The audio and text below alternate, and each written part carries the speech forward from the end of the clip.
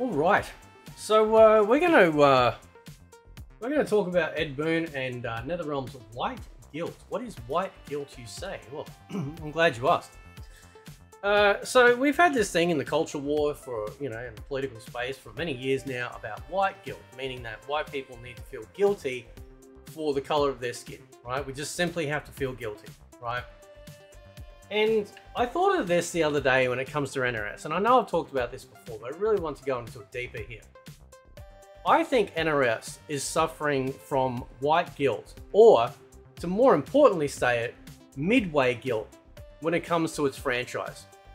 You look at the absolute behemoth and incredible game that you see on your screen right now with Mortal Kombat 9. The last true Midway developed game, as per confirmed by Total MK, and then of course the bankruptcy happened while this game was being made. They, took on the new name of NetherRealm Studios under the buying out of Warner Brothers, buying out from Warner Brothers, and here we are, right?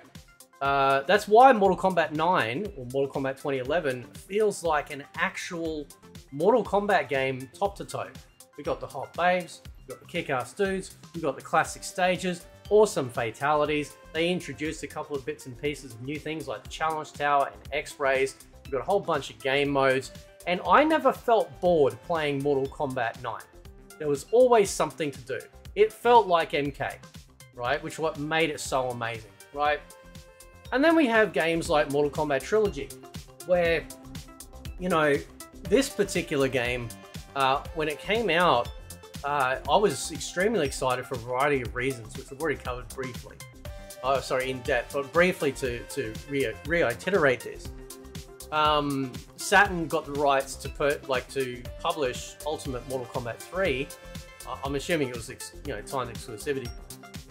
Because then then Ultimate eventually showed up on, I think, the premium edition for Armageddon many years later.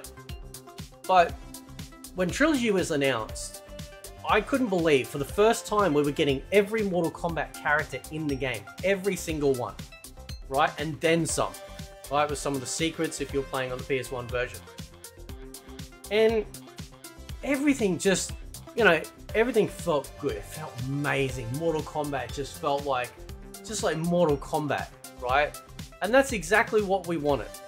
We've been wanting Mortal Kombat, especially us OG fans. We've been wanting MK since the glory days, right? Since the good old days.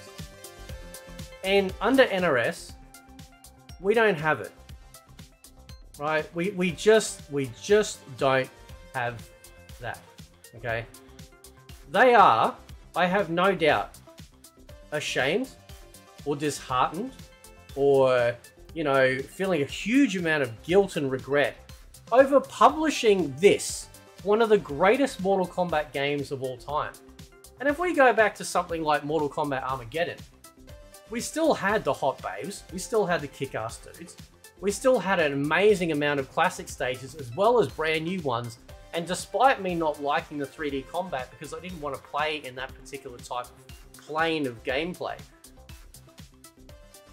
the actual games themselves in the 3D era still felt like Mortal Kombat, right? Everything felt overdone. They introduced some really cool stuff like the weapon combat. I know we briefly had it a little bit in MK4, but this was really fleshed out. We couldn't drop the weapons on a single hit, things like that, right? So that made a huge difference. And the 3D era was just, it was wild. Again, I prefer the 2D, the 2D side of things. But I will admit that, given now, in hindsight 2020, that, they did a wonderful job. And I have to wonder, when I look at this, right, I'm not looking at a porno. I'm looking at a Mortal Kombat game. I'm looking at a kick-ass Sub-Zero looking character, Scar that's looking like an assassin, sexy, all the blood and stuff. It's just like, yeah, man, this looks great. And we have proof that, the modern audience, even though they don't exist, right? All these, very sort of, oh, we need to be proper Mortal Kombat fans, right? As soon as they announced and showcased the Mortal Kombat Deception skin for Mileena, everyone lost their mind, including them. They ran out and purchased it, as do we all, with your dragon crystals, because we actually got what would be considered for probably almost the first time a fairly true feeling of what it felt like to get something Mortal Kombat related in a Mortal Kombat game. Now you might say, Fate, well, what about the fatalities? What about, you know, the brutalities and the gore? And I've already explained this. I don't like how they're done now. Under NetherRealm, it went from being a mystical Asian fighting game to a horror-themed torture, you know, gore porn type fiasco. That's why I don't like it, right? And we had some pretty crazy shit in the 3D era, the 2D era, stuff like that. But it was still kept, you know, under wraps, right? Like, you know, things didn't get too nuts. You know, when you had somebody explode in the 2D games, you'd have like 5 big complete rib cages, maybe 3 heads, 4 thigh bones, you know, like it was just ridiculous. And that was part of it. That was part of the stupidity of it, was actually having, you know, that sort of stuff actually happen. But I don't understand how a company that made its bread and butter on all of this awesomeness, right, turns its back and we get the absolute slop that we do now, right? It's like they are completely ashamed. They look at this game as like the red-headed stepchild. They look at this game as a dark period in their existence. And yet, it is one of the most beloved MK titles of all time, in at least recent, you know, in the last decade or so. Because it felt like they did away, by the end of the 3D era, there was a bit of fatigue. A lot of people just kind of, you know, wanted to sort of, at least in my friend group, you know, and other people I'd see and talk to online, when MK9 got announced, people were very happy because things felt scaled back. No more weapon combat, just simple 2D fighter, you know, outkit the characters with a bunch of special moves, cool combos, awesome stages, and off we go, right? How could anyone look at this game and go, oh, you know, yeah, no, we went too far. We went too far. In a fighting game where you literally kill people, you are committing some of the most heinous acts of violence and murder in a fighting, like in a, not just a fighting game, but in a lot of gaming in general, right? And your only concern was bikinis, right? I think that, and this is why, like when we see how, you know, we've had from MK10 onwards, that they have a huge amount of guilt or imposed upon guilt from somewhere else, that when they look at this stuff out there, they go, oh, I'm so ashamed. I can't believe we did that. I can't believe you did what? Make a Mortal Kombat game great? Make it fun? Make it like some of the best experiences people have? And now we have watered down slop, right? We have stuff that just, you know, they have hyper-focused on guest characters, hyper-focused on realism, wasted too much time, energy, and effort and resources on a cinematic universe or cinematic stuff when it could have easily been done away with or done in a better way. I've talked about this many times before. And we end up with a company and people who feel ashamed of their legacy, right? Well, your legacy is what got you there. You didn't just suddenly come out of nowhere and create Mortal Kombat Space 1 or Mortal Kombat 10 or Mortal Kombat 11. The only reason why you had those games to be able to be made is because you had this incredible legacy behind there. Characters that people have fallen in love with for a really long time. People want that back. They are tired of feeling like, as an adult, we can't enjoy, as an adult, adult-themed games. Why do I have to be lectured to? Why do I have to be told as an adult, well, you know, we can't have you looking at attractive-looking women because something bad might happen? What do you think's gonna happen? Gonna fuck my screen? Yeah, I'll probably cut my dick, but I'm not gonna hurt anyone apart from myself. You know what I mean? Like, it's just it's so ridiculous, and the only reason why they did that, is because they were trying to appease a bunch of people that don't actually care about Mortal Kombat. And if some of these people do care about it, then they literally were NRS babies. There is a massive distinction between the Midway era and the NRS era. Like a huge distinction. And the guilt that I feel that comes from NRS is just palpable, man. Like, absolutely palpable when it comes to, you know, looking at their previous history and going, you know. I mean, you know, they started giving us classic costumes at MK1, right? And they fumbled, you know, on a couple of them in the beginning, like Li Mei and Natara's, right?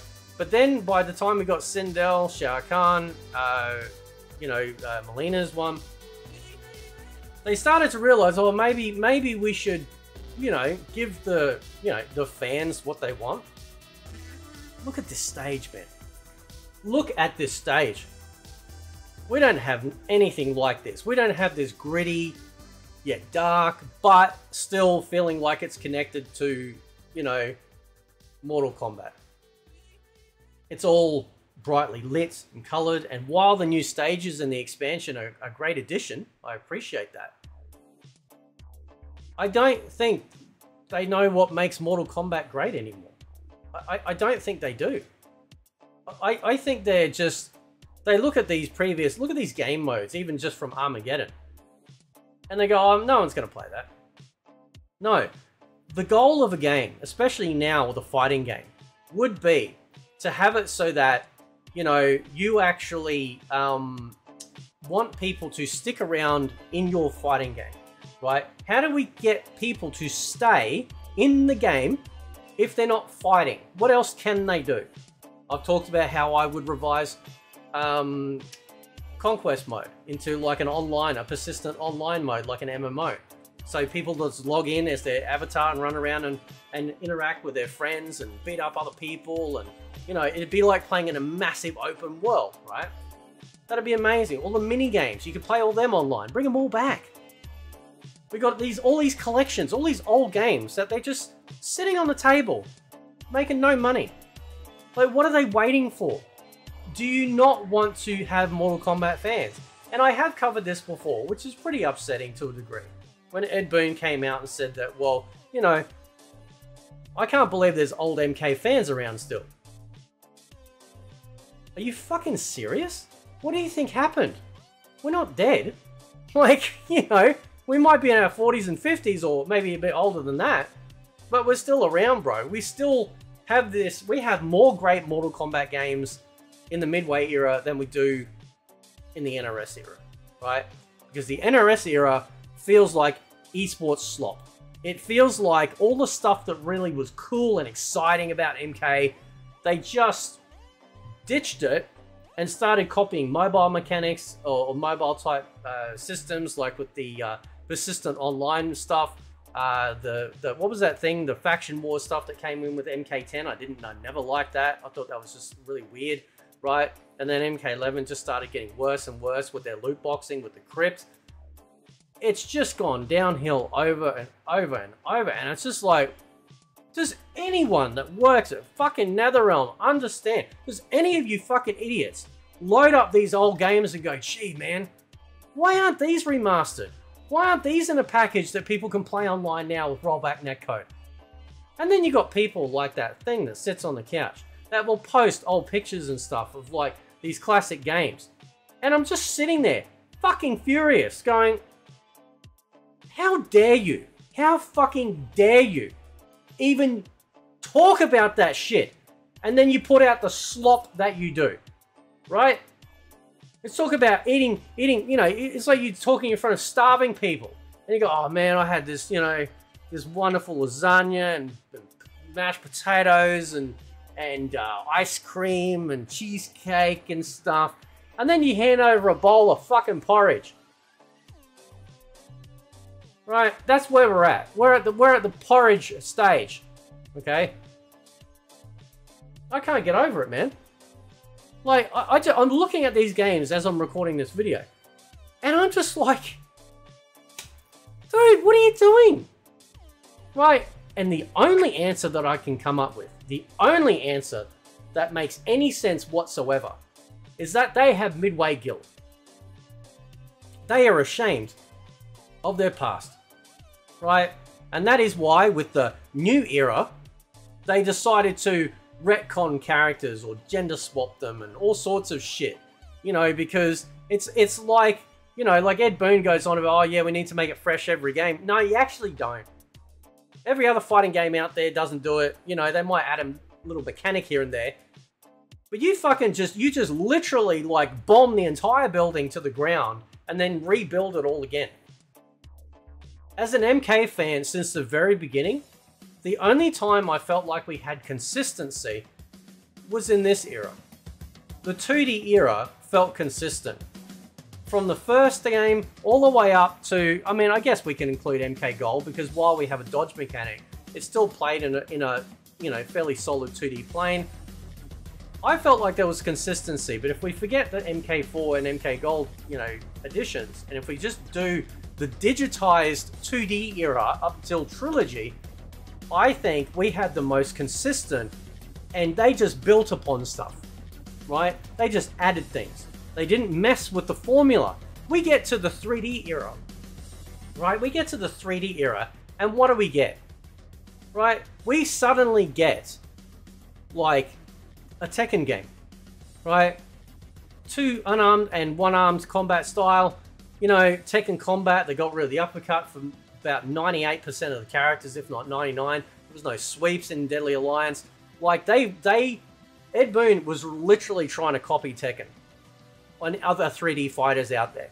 And that's why Deception was loved so much. And I've said this before, because when Deception came out, what happened is that they brought back the uppercut, they brought back the awesome fatalities, they brought back the sweep, they made it feel like MK again. Deadly Alliance didn't really feel like Mortal Kombat in the same way that comparatively to Armageddon and Deception, right?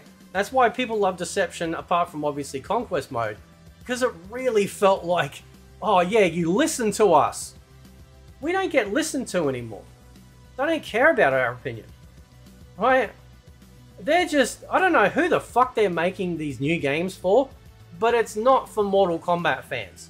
And that's why they keep pushing all of these guest characters. You got clowns out there like Lamb Chops going, oh, the guest characters sell the game. What a fucking idiot. And what a fucking idiot thing to think. And what a fucking stupidic, there we go, I made a new word, stupidic thing. To actually push as the only way that we can sell Mortal Kombat is when we don't sell Mortal Kombat. Imagine having one brain cell and still finding it hard to use, right? That really angers me, because I love this franchise. I'm looking at these games right now, man. Right? And if there wasn't a desk between me and my dick, well, I tell you what, you wouldn't see my face. I'm Jones and Hart. Like, this is just amazing for a Mortal Kombat fan. Amazing stuff. What happened? Because they have guilt. They have a huge amount of guilt and dismay for what they created before. And it's a shame. It's an absolute shame. Even just to finalize, I know it's a long video, and thank you everyone for sticking by with this. This screen right here, squaring off the two faces of Mortal Kombat, right? Scorpion and Sub-Zero. And then when you press the start button, it's like bang, crack, and you see the X-ray through, and it just, that's a menu. That's activating the menu.